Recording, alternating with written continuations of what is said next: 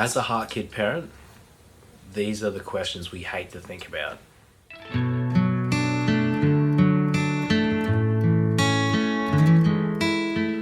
So last night, Ellen was feeding Max, and she looks over to me and she says, "Hey, come over and have a look at this.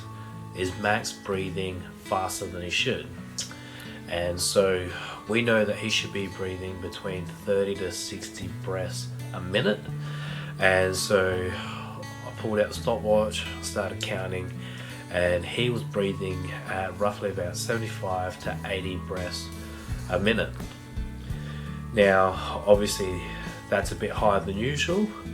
And then when we started to think more about it, Ellen noticed that he was very dozy yesterday. He was also not rousing for a feed. He had cold extremities, and there was a few other signs there that we were concerned about. So this was at about 10 o'clock. We organised my parents to look after Emily for the night, and we rushed Max into the Women's and Children's Hospital. So we came in here at the emergency department, and because of his condition and his age, they rushed him straight into one of the rooms. We didn't have to wait, and we had someone looking over him.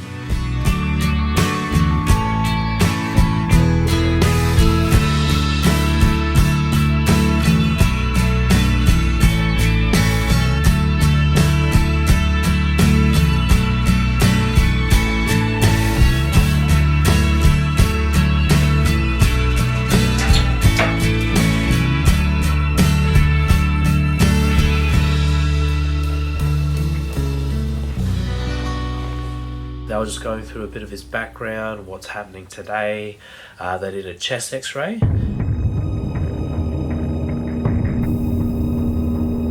And a few other tests. And ultimately they wanted us to stay in overnight. So they've just brought us here into Cassia Ward.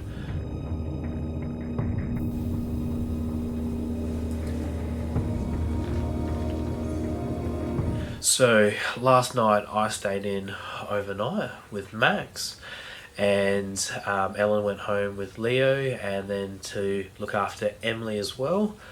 And I guess the reason for that was they were more comfortable with me staying in overnight than Ellen and Leo staying overnight. At least that was the impression that we got. I think they just didn't want another boarder here in Cassia Ward, but I was more than happy to do that. By the time we got here, we got set up. It was about 3 in the morning, and Ellen went home.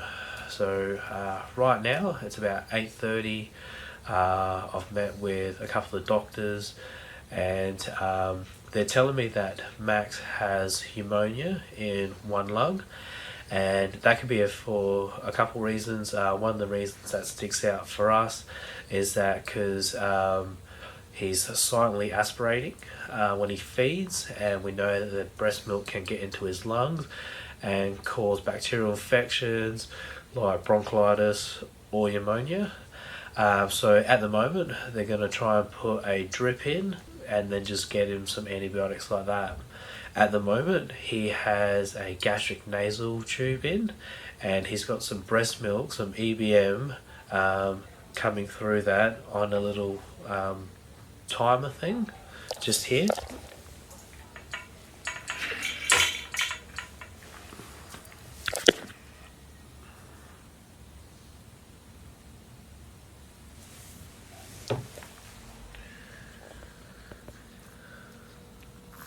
So one thing they tell us that Max has difficult veins to try and get IVs in. Last night one of the doctors tried, just then another doctor tried, and they don't want to have too many attempts of this because it can cause Max a lot of distress. So they're going to wait for someone a bit higher up. She said that she's going to get her boss to try. If not, they'll have to get a doctor down from neonatal to insert the IV, which is what they did last time Max was here in the Women's and Children's. So at the moment, I know that Ellen's going to be here pretty soon. She wants to be here before the doctors do their rounds, and we know that our cardiologist is going to come in and see us and just have a look over and then just get familiar with the situation that happened last night. So in the meantime, I'm just waiting, and yeah.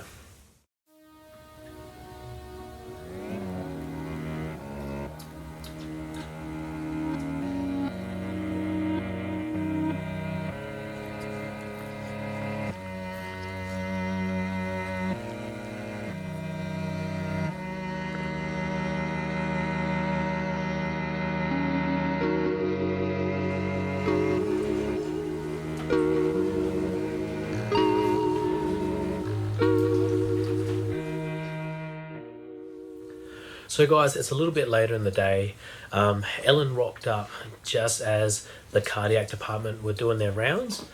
And so we had a cardiologist in here, and she had a look over Max, and she was quite happy with him from a cardiac point of view. So she's cleared him cardiac wise. And now they're just looking at his chest infection and his general health as a whole. So we had the pediatrician resident in, and she was just having a look over Max, and she just wanted to get her boss in, the pediatrician consultant, just to have a look over Max. When the consultant came in, she just asked us a bit more about the history, the backstory, a lot of questions that we've answered probably 4 or 5 times already over the past couple of days.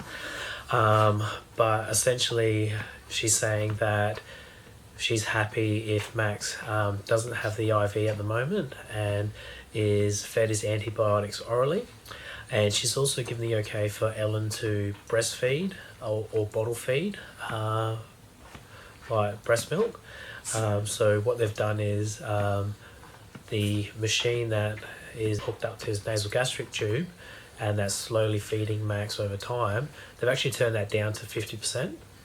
And they're letting Ellen introduce some oral feeding, which is really, really good, because we know that the sooner that we can get that gastric nasal tube out, the better. So just with the feeding, we asked if it was okay to keep breastfeeding, as obviously it could be a cause of the pneumonia or the bronchiolitis. And what they said was that they're happy for us to continue what speech pathology has said in the way of feeds.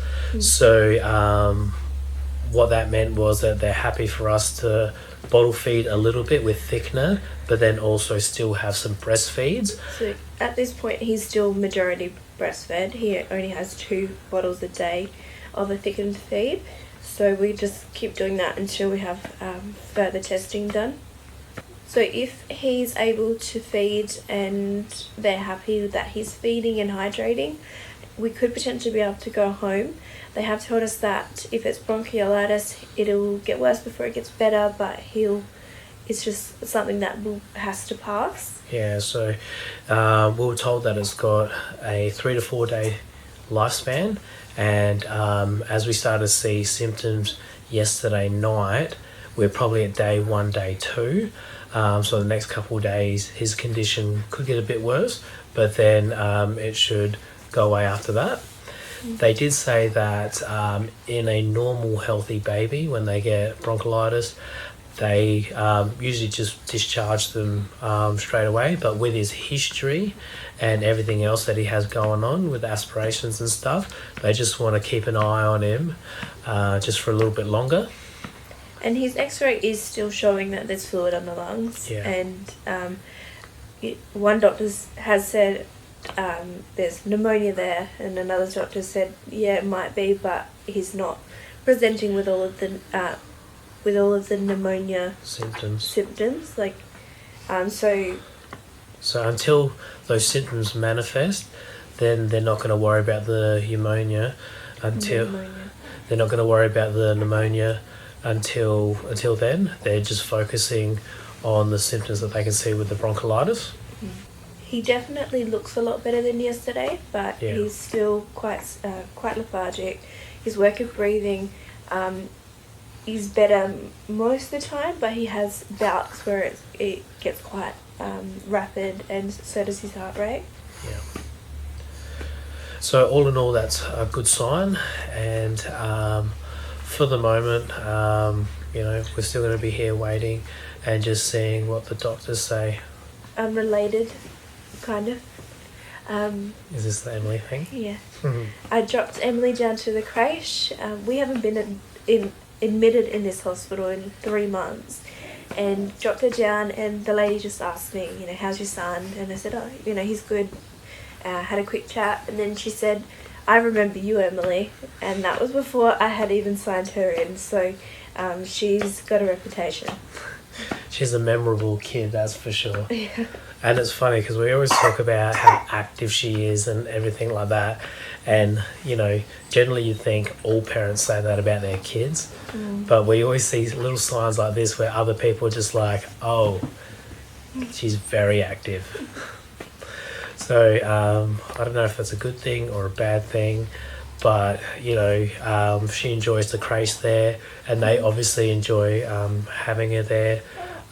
So I think that's a fantastic amenity that we have in this hospital, because obviously it's something that we didn't have in Melbourne, and for Emily, it's fantastic that we're able to just drop her off, and we don't have to lean on other family or friends throughout the day, when obviously it's a weekday, people are working, and we don't want to pull anyone else away from what they're supposed to be doing. But even more than that, Mum's in Singapore.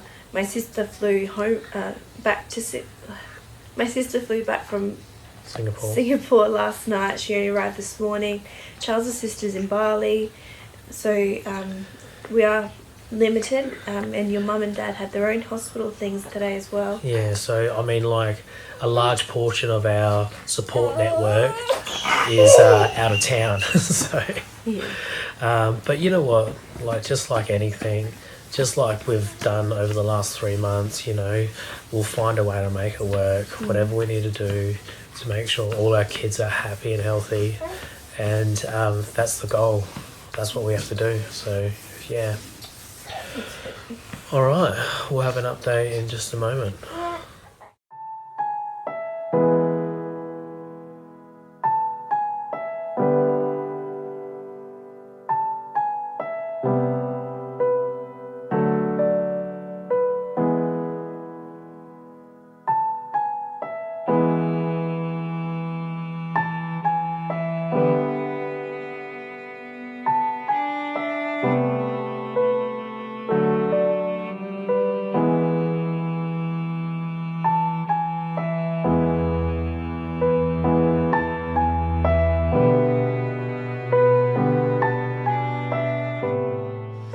So guys, we fast forward to the next day, and we've actually been discharged, and now we're home. So what actually happened, when we saw the doctor, they said that the results of their swab test was in. Max actually caught rhinovirus again. So rhinovirus is the common cold, or one of the viruses of the common cold. And he also caught another virus, which was... Adenovirus, which is one of the viruses for gastro. So I guess in one point or another in the last few weeks, each one of us has had one of those viruses, and Max has unfortunately picked it up. And a combination of all these things, so the mild pneumonia, the bronchiolitis, the rhinovirus, and the adenovirus. So all of those viruses contributed to the symptoms that we were seeing Wednesday night. At the moment, he's a lot better. All yesterday, physically, he was a lot better. When we had a checkup at around 4 o'clock, the doctor was really pleased that he was having breastfeeds, and said that we could get discharged later on that day. She had a talk to one of the consultants, they agreed, and by about 7 o'clock, we were packing up and we were leaving Cassia Ward, which was fantastic. So when the nurse came in, I asked her if we were going home, because they had mentioned that potentially we could get discharged today. And the doctor came in and she asked us, are we happy to go home? Do we feel confident that he's well enough? And Charles and I agreed that we felt comfortable taking him home. It's different knowing that he doesn't have any cardiac issues. That wasn't why we were there, it was everything else, and I think we can manage that at home. And he was just so much brighter, he was so much more awake. So you fixed it.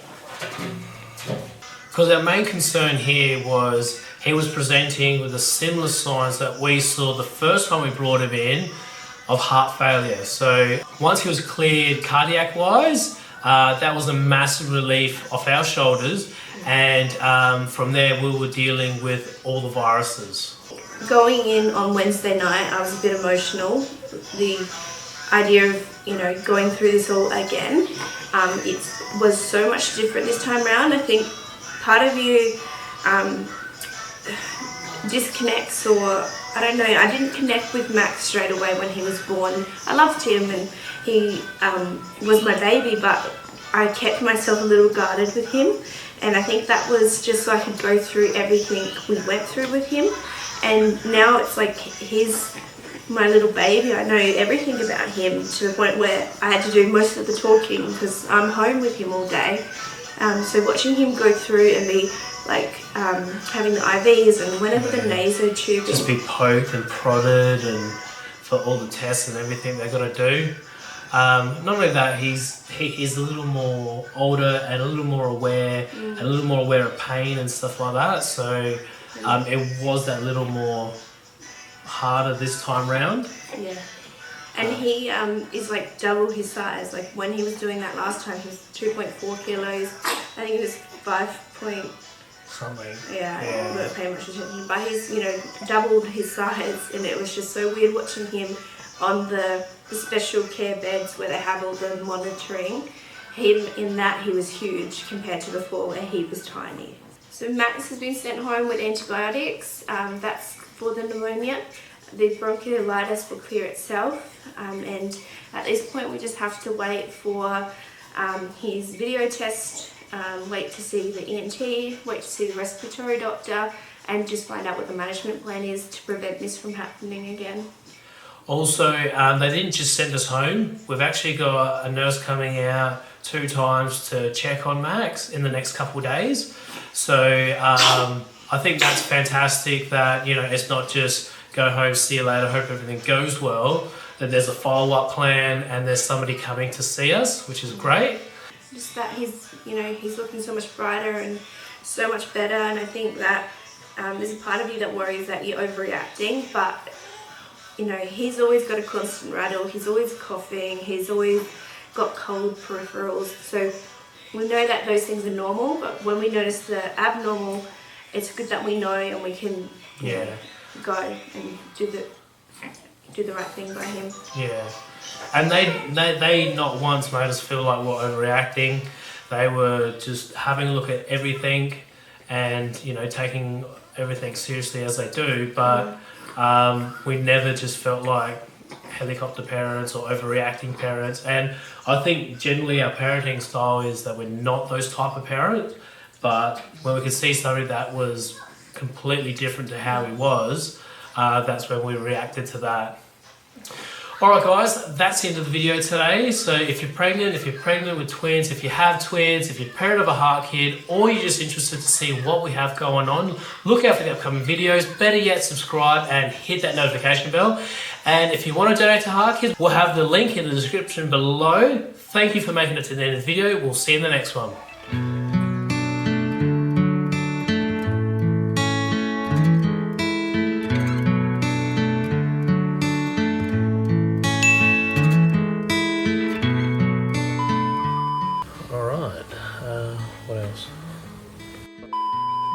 Now, I'll let you know. What I'll do is I'll just close that, and I won't even worry about turning it off. I'll just close it, chuck it in my pocket.